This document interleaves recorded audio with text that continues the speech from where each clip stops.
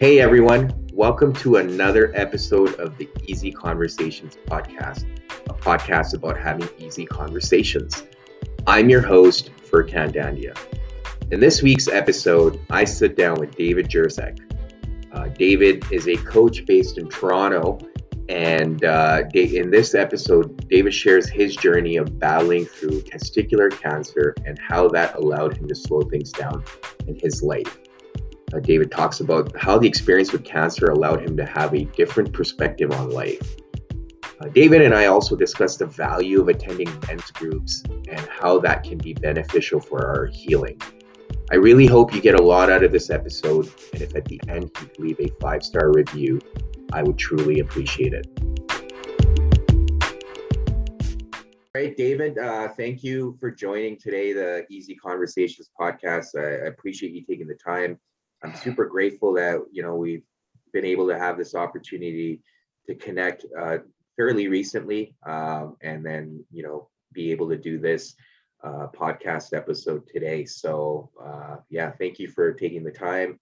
And before we get started with our conversation today, I just wanted to give you an opportunity to introduce yourself and some of the work you're doing. And then we'll kind of get into how we connected and the topics we wanted to discuss today. Right on. Thank you, Furkan. I'm so grateful to be here. I love your podcast. I love how you go to places, you ask real questions, and you let the conversation unfold. Mm-hmm. I'm a father. I'm a Aikido sensei. I'm a therapist, and I'm a men's coach, mentor. Mm-hmm. And a few years ago, I guess this is a quick entry, a few years ago I had cancer, and testicular cancer of all things. And it was just a real realigning. Mm-hmm. What the hell am I doing here? I'm doing great work. I'm helping people. And what am I really here to do in case I have a year or 2 or 5 or whatever? Mm-hmm. Luckily, they cut it out very quickly, and I'm hoping to have a very long life from here on. Mm-hmm. But it was a recalibration. And for me, it was about growing men's community, a relational men's community. I was inspired a few years ago by this book, Power and Love, Mm-hmm. by Adam Kahane. He talks about bringing together conflict groups all over the world and the element of power and love, inspired by Martin Luther King's power without love is reckless and abusive. Mm-hmm. Love without power is sentimental and anemic. Mm-hmm. And the way forward has to be both. Right.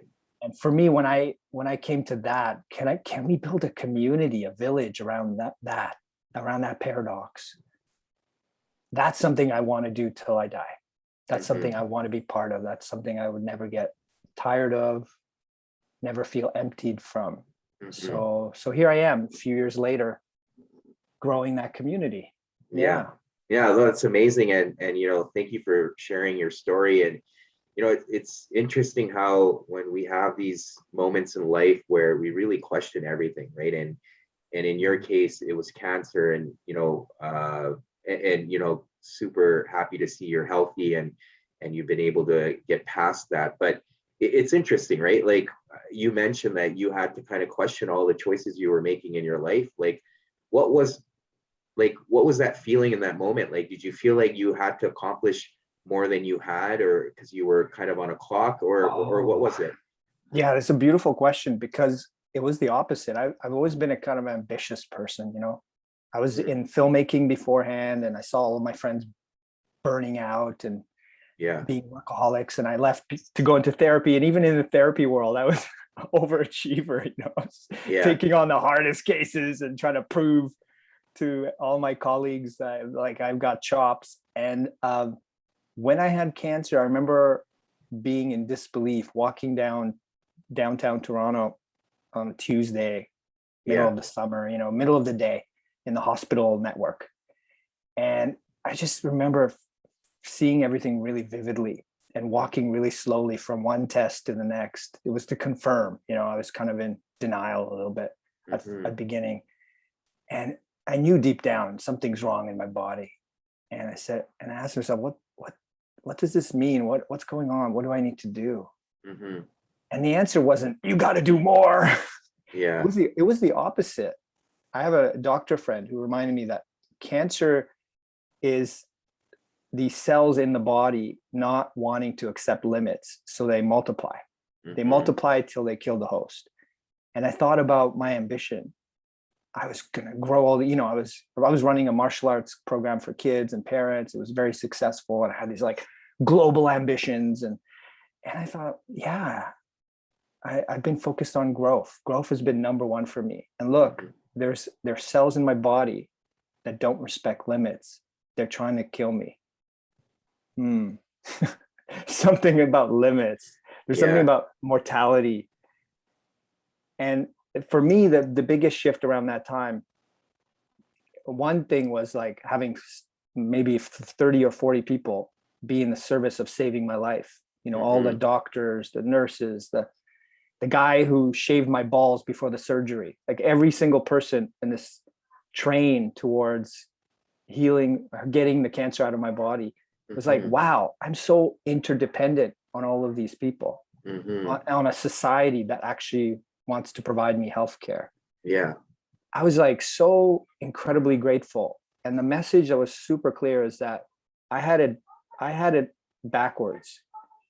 I was using all of my relationships to accomplish great things, and I needed to focus on my relationships first.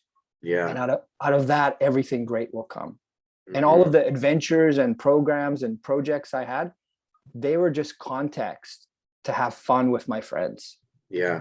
Something deep and soulful and meaningful. So everything kind of flipped on its axis for me. Mm-hmm. And since then, I'm very discerning about who I work with, what I tackle. I don't put too much on my plate, Yeah. thankfully. When I was in my 20s, I burnt out as a therapist because I did that. I Yeah. chewed off more than I could swallow and digest, Yeah. Yeah. No, it's important you mentioned that, because that was kind of my next question was, often in life when things get really hard, we're like, oh no, I need to make changes. And then when things get back to normal or they get better, it's hard to sustain those changes because we kind of fall back into our old patterns and habits. And it sounds like in your case, you've kind of made a commitment to yourself that, I'm not going to be chasing or overworking myself anymore because it wasn't serving me. Is that fair to assume? Absolutely. There's so many ironic, interesting things around that time. One of them was that I had to fight a battle between people who were superior to me. Mm-hmm. And I had to stand up for other people. Otherwise, I felt they were going to get treated poorly.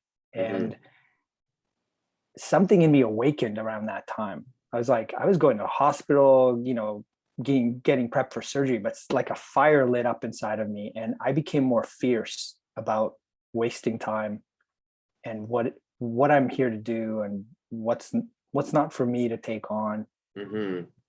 And they measured my testosterone before and they measured it after. So I have one testicle now. I have more testosterone now than I did before, Mm-hmm. which I always find that's really interesting, because that was also the time where I decided to be really fierce about saying enough. I've had enough.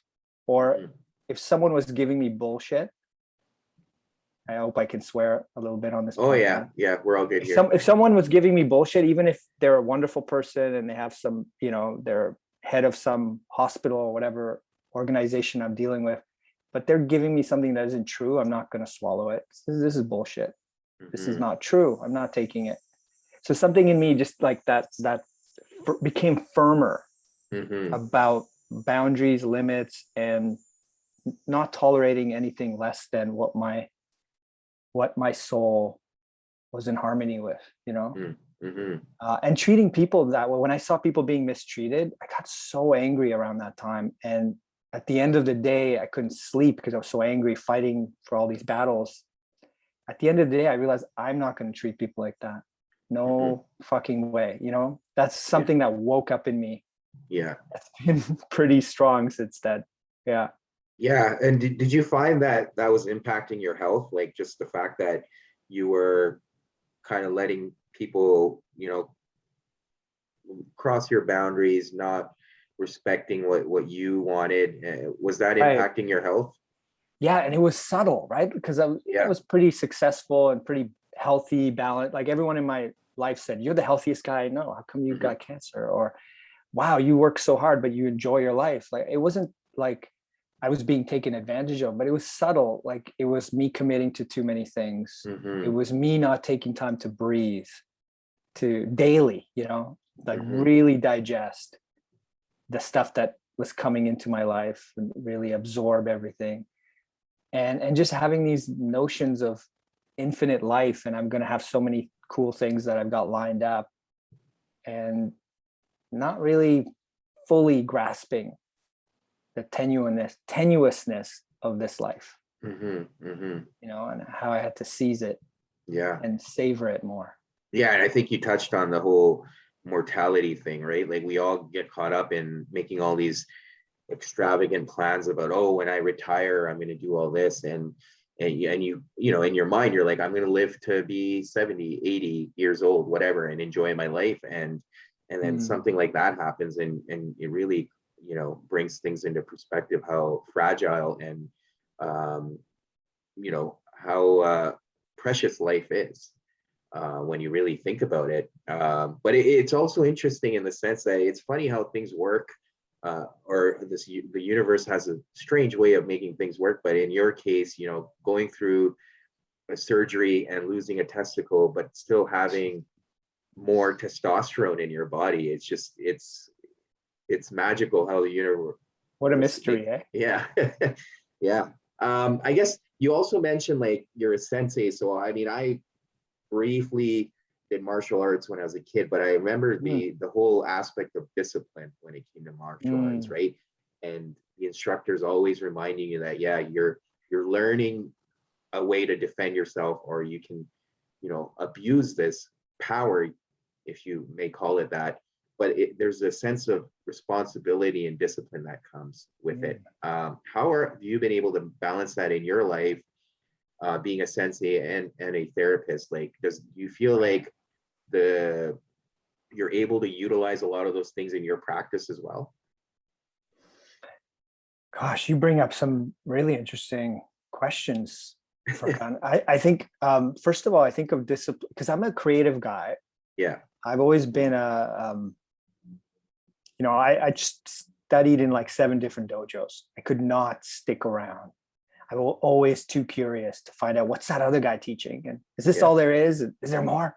Yeah. So what I've come to find as I get to be 45, hopefully halfway through my life, is that what Cal Newport says about discipline leads to freedom.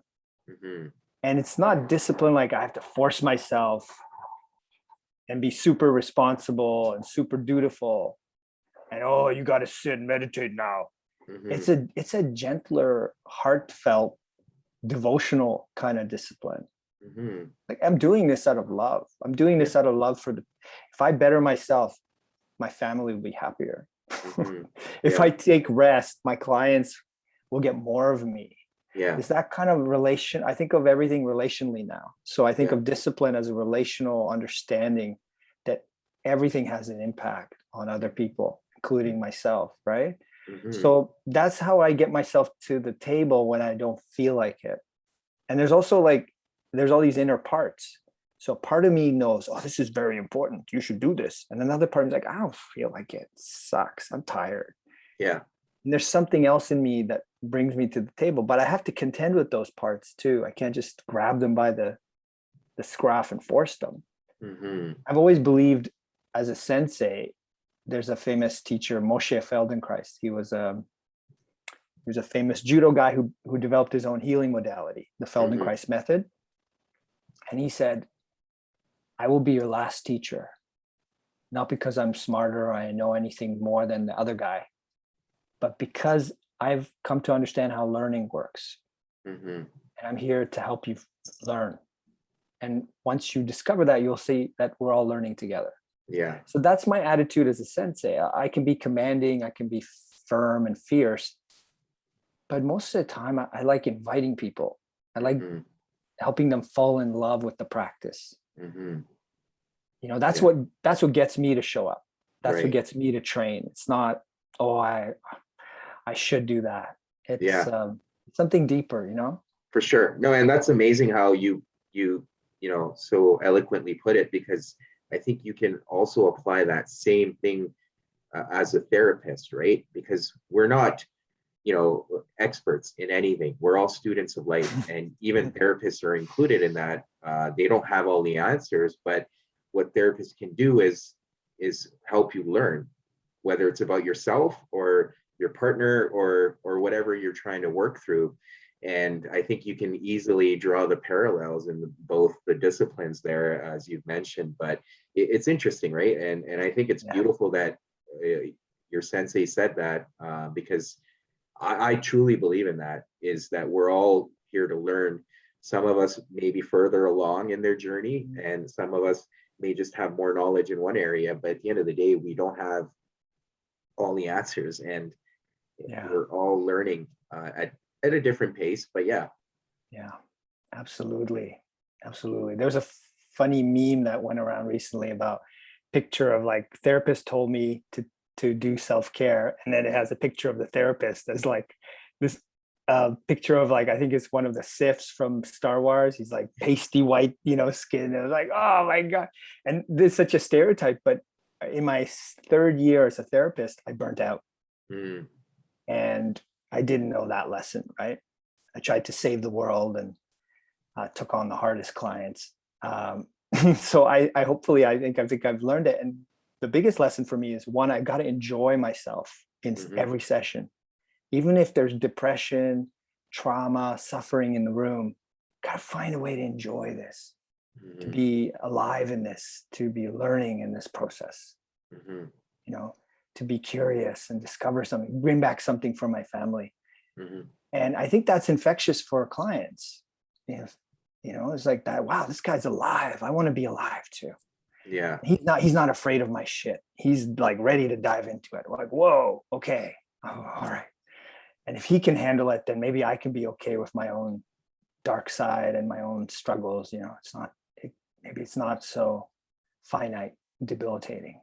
Mhm, mhm. So I try to bring vigor and passion and physicality and play into sessions, because otherwise, like, if I just sit there and receive everything, it can be pretty depressing, right? It can be Yeah. pretty, people get stuck for a reason, and they're stuck until we do something to disrupt the status Yeah. quo, right?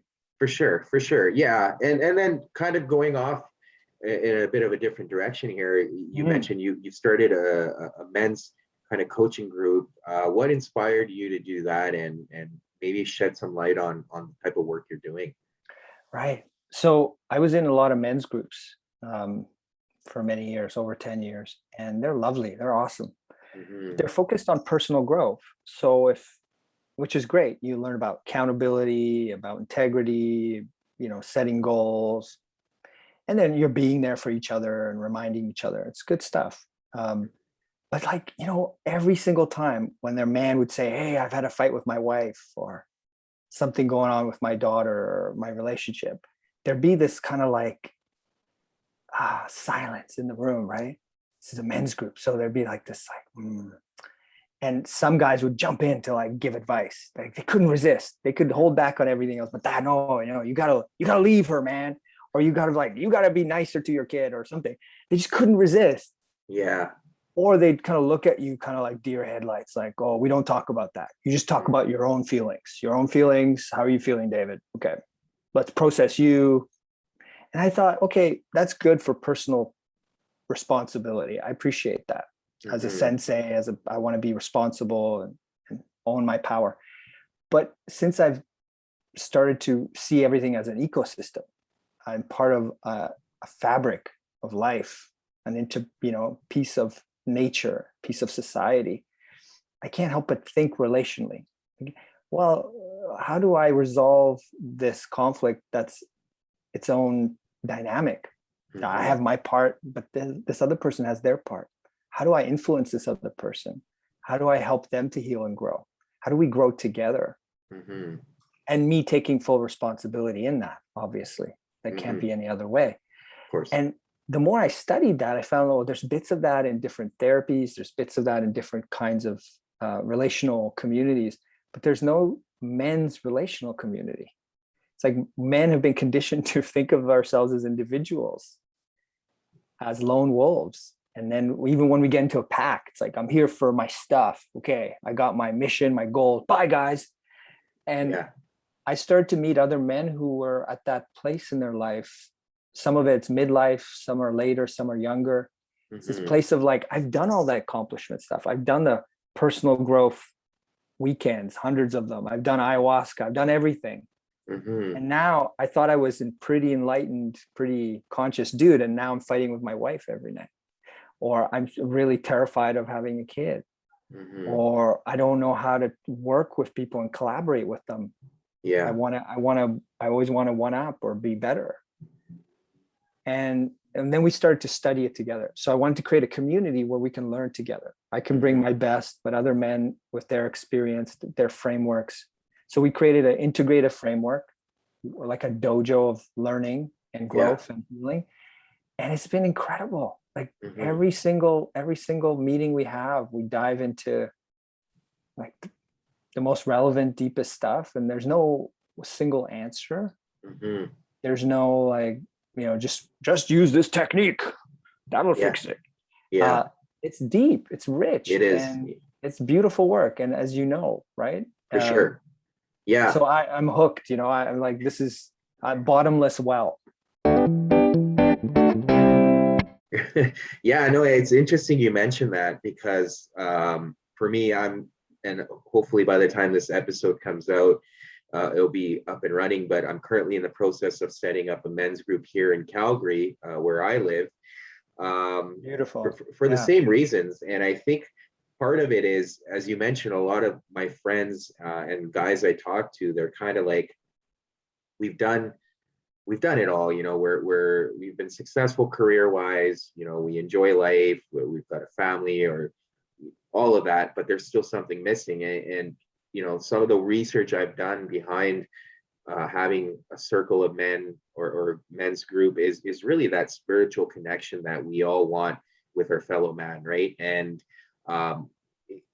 it goes beyond personal growth. I think it's just having that space where you feel safe and you could share your emotions and feelings. And ultimately, if you have a partner or a spouse, you can share some of that with them. But at the end of the day, we still need that connection with another man or other men to be able to really be vulnerable and grow together as a community. Has that been your experience with some of the work you've started or the groups you've started? It's so profound. And what you just said, it hits it on the nail on the head, right? It's and all of them come from a different place. I'm feeling pretty good, but I want something more, or I'm having fights every night, or I want help with my business even, right? There's kind of a awakening to there's more to life. Like this famous quote by Carl Jung, what was true in the morning of my life becomes a lie in the evening, in the afternoon. And like we all kind of realize, like David Brooks, that there's a second mountain. We climb the first mountain and now we feel empty. There's got to be more. There's something bigger than us waiting in this wilderness, right?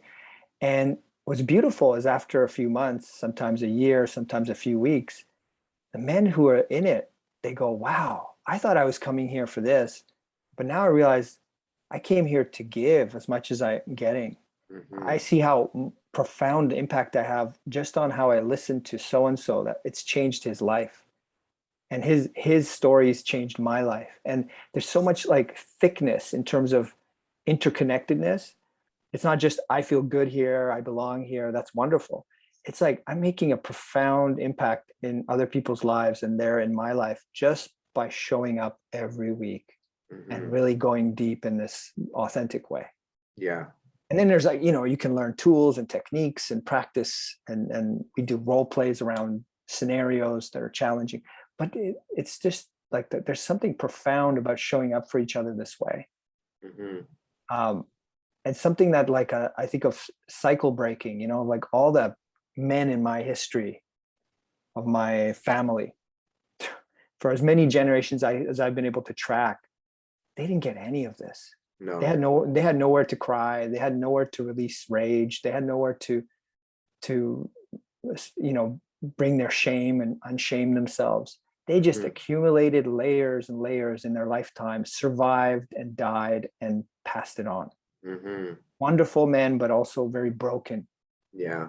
By their circumstance and by their history. Yeah. And I feel like I'm like, holy cow, I get to be in a field of consciousness with other men where we're breaking those cycles. Yeah. I mean, to your point, I mean, there's an aspect of generational trauma that gets passed down, right? And until we don't break that cycle, it continues on. And it sounds like that's something you've taken on, and I'm hoping to do as well, is that really finding that connection. And I think evolutionary wise, we've always needed that connection. You kind of look back hundreds of years ago, men traveled in tribes, or they went to war together, or whatever it was. There was that deeper connection where you're kind of like, you're with fellow men who either you're fighting for the same cause, or you're supporting each other. And over the last few years, or in our generation, we kind of lost touch with that. And I think it's starting to come back through these circles or men's groups, and you're seeing it across the world. It's happening globally now, and it's obviously everyone I talk to who's part of a group or who facilitates these sessions speak very highly of them, because they're definitely seeing the results of it. Yeah, it's profound, right? There's something going on. 10 years ago, it wasn't happening. There are 3 or 4 men's groups that I could tell you about. Now there's hundreds. Yeah. And they all have very different flavors, but they're like, the core is pretty similar. And it's beautiful. And I find some of them are more relational and some of them are more individualized, know. But I love that there's so much out there. Men can find stuff if they're looking, and find the right kind of entry point for them, for where they're at. I want to talk a little bit about, since you bring this up, about like what gets in the way. Yeah. What gets in the way to like looking even for a men's group, searching for help, whether it's a therapist, a mentor, a coach, or just going out with your buddies and actually telling them the truth about what's actually going on, right? Yeah. And I've seen so many men over the years, and I've worked with boys and teenagers and men. Yeah. And it's the same. I've seen the same archetypes. Yeah. How you have that warrior, magician, king, and the lover. I've seen these, I call them the saboteurs. These saboteur archetypes are really cool, because once you can name them, they're actually the fuel for the profound change to happen. But one of the most dominant ones is the lone wolf. It's that guy of like, I'm suffering. My wife is about to leave me. I can't tell my friends anything real, but I gotta just figure this out by myself. Thanks, bye. Yeah. And it's so ingrained, right? And you watch how kids are conditioned. Boys from like age 1, you got to figure out how to walk, buddy. Come on, I'm over here. Just figure it out. Get over here. Girls are like, oh, honey, I'll grab you and look at you. Oh, you're so amazing. Look at me.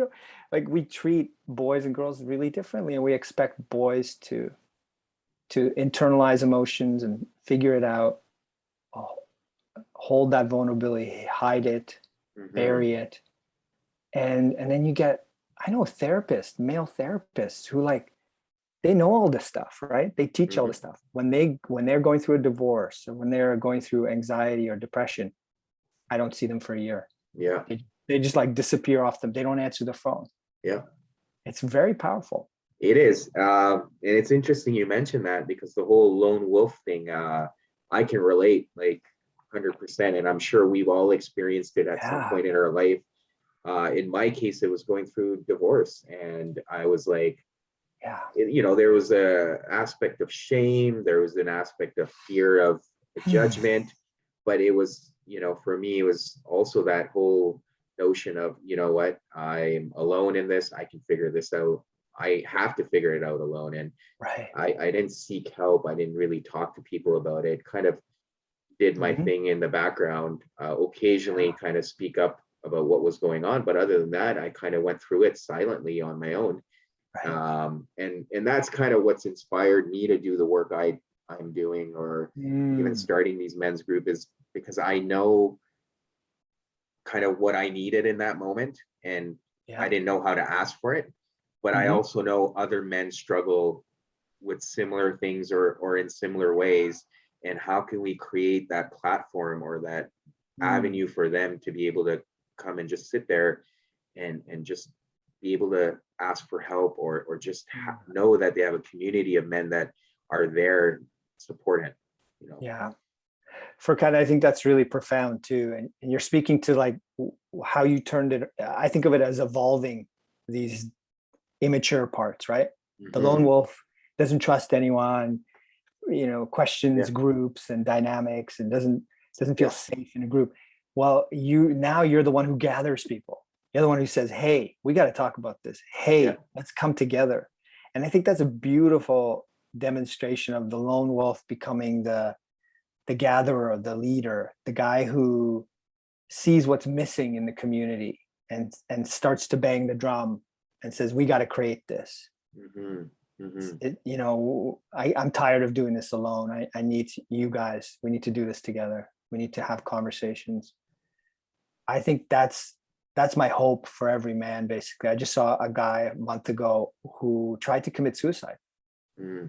and he was doing great in therapy, but he didn't tell anybody else. It was like the secret confessional. Yeah, And he tried to commit suicide. His sister broke through his door and pulled him out of a car that he had, turned the ignition on. And he woke up in the hospital the next day. And what's powerful is that over the last few weeks, he's come out of the closet in terms of like, hey, this is what I'm really going through. This is what I'm struggling with. mm-hmm. Now I have confidence in his life journey, and he has so much to give. This guy, Mm-hmm. he's gone from a lone wolf to realizing, oh my God, this led me to death's door. Mm-hmm. I have to speak. I have to share. I have to get Yeah, stuff off my chest, because if I don't, that's where I end up. mm-hmm. And now he's like reconciling with family members, bringing together people who were estranged in his life. He's the change agent. He's Mm-hmm. the relational leader that was missing in his own life. Yeah, yeah, It's so beautiful. So I see that a lot with men. Once they've tasted community and real relationship, that same part that was the lone wolf starts to become the part that takes leadership yeah, and like summons people together, sometimes in a playful way, creative way, confrontational way, but dares to risk, ruffling feathers and bringing people together. for sure. It's so beautiful to see that. Yeah, yeah, and I think, I mean, like you said, like for me, it was going through that experience, but on the flip side, I still struggle with it at times. It's so Hmm. easy to fall back into that lone wolf mentality because it's Yeah. safe. It feels safe. Yeah. It feels safe not to be vulnerable. It feels safe not to trust others because you're not setting yourself up for failure, you Right. know? Well, let And me let me ask you this: is it really safe, or is it familiar? well, I think it's in that familiar space you feel safe because that's what you know. Right. But when you expose yourself, you're taking that risk. Yeah. And uh, the way I've started looking at it, I've almost had to reframe it in my mind is, when I kind of put myself in the shoes of others, and when my friends or other men come to me Mm, seeking help or guidance, I consider that a gift because they're mm, trusting me, right? mm-hmm, So it's a gift for them, it's a gift for me. And mm. I've started looking at it that way, that when I am reaching out to others and I'm building a community, not only am I gifting myself that bond, I'm also gifting them by trusting them. Right. Yeah. I think that's one of the gifts of shame. Shame is that emotion that makes us want to hide, right? And Yeah, by exposing and facing our own shame, we start to realize everybody's going through this. Every single human being has some version of it. And when we dare to break the ice and come out, it's of service. It's an Mm-hmm. act of love. It's an act of courage, and it can actually save someone's life. Yeah. Yeah. That's how profound it is. For sure. For sure. Thank Yeah. you for No. thank you for doing that. No, I appreciate it. And, just coming back full circle, because part of Mm, the message I want to get out through this podcast is for people to recognize that we all struggle, right? We all face mm, adversity, and some face, and it's all relative, right? Like my mm. definition of adversity or what I went through is probably different than yours, but we all feel it in that moment. Sure. And Yeah. in your story, again, I want to thank you for being vulnerable and sharing. But when you were going through that journey of cancer, like what were some of the things you were doing and the reminders you had, um, for Mm. yourself in terms of, okay, I am going to get through this, and I will be a better person, or I will learn something from this experience? Like, what were those messages you were telling yourself, and Wow. especially at times when things were getting tough? Yeah. I guess I learned over the years, mm, I worked with really difficult kids, or kids with a lot of challenges, I should say, to be Mhm. more accurate. And I learned that positive affirmations just don't work. Yeah. And I when we go through adversity and terror, I mean, I am gonna die. So I didn't tell myself I'm gonna get through it. I didn't know. Hmm. There's so much was out of my hands. The doctors could do everything and it could still, Yeah. they didn't know when I was being cut open if it was spread to my kidneys and my other organs. Hmm. It took another month to figure out that it was probably not. But to Hmm. this day, I don't know. Right? Yeah. This all the sensitive. I go to get tested every few months. It could still be hiding in there.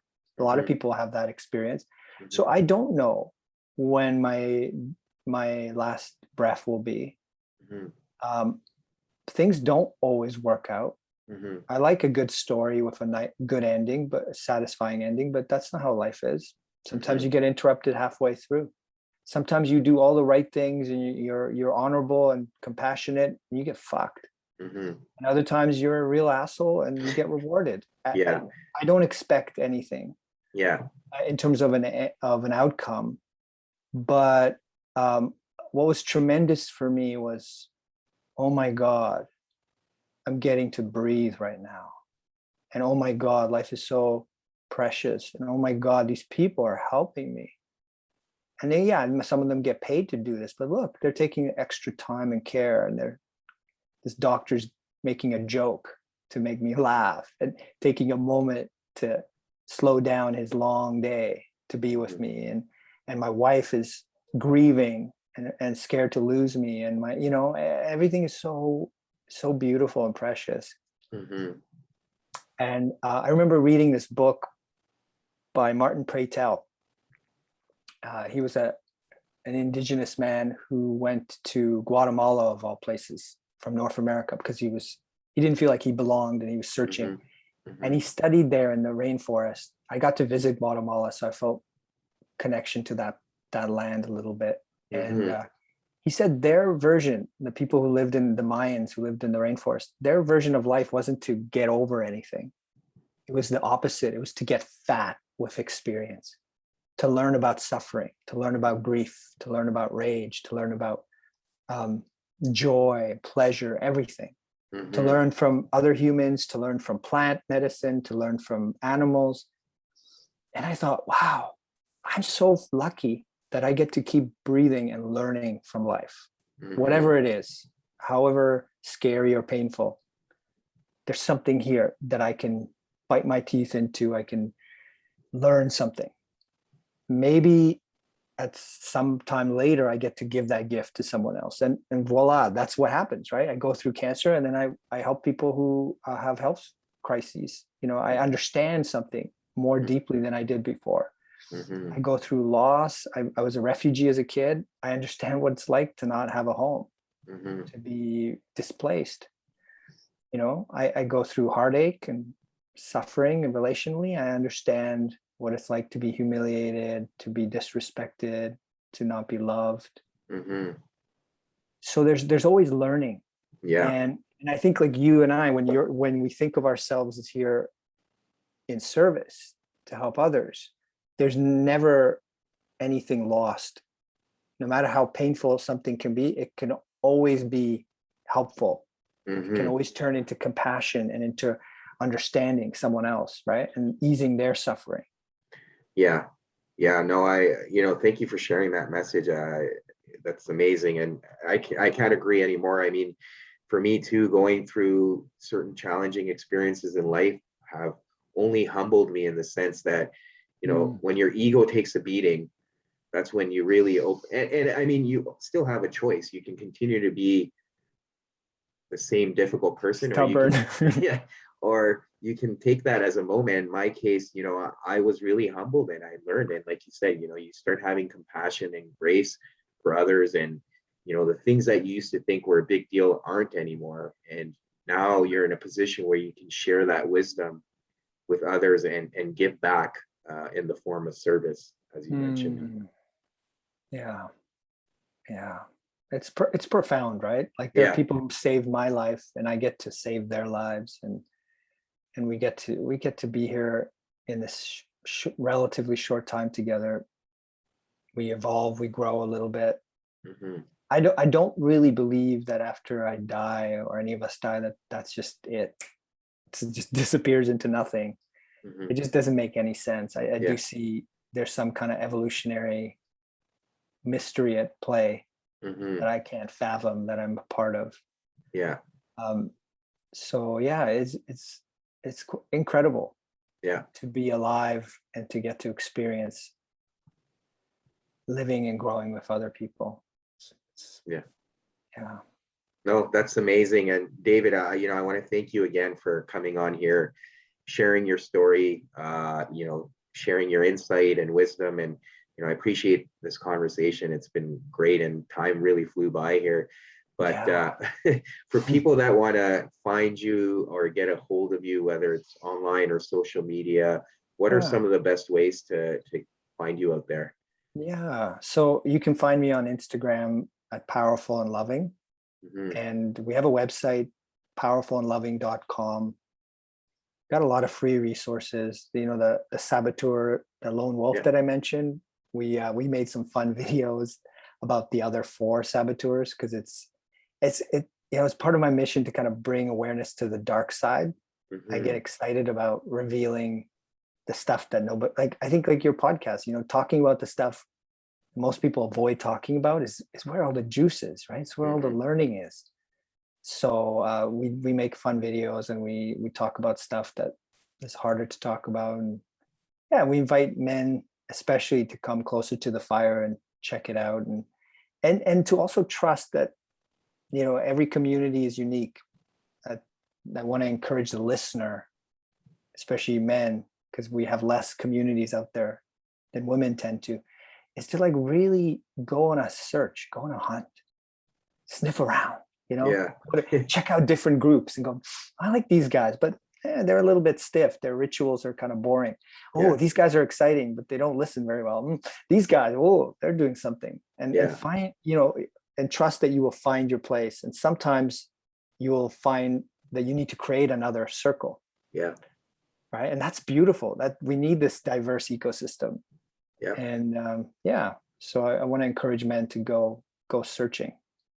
No, thank you again. And I appreciate all your support, listening to the podcast and everything. I'm super grateful for you to come on here again and, sharing everything. So I want to thank you for that and wish you luck on your journey. Thank you, Farkan. I really appreciate everything you're doing. And I'm so grateful to be here. I wish you and everyone listening more power and more love. Thank you for tuning in to another episode.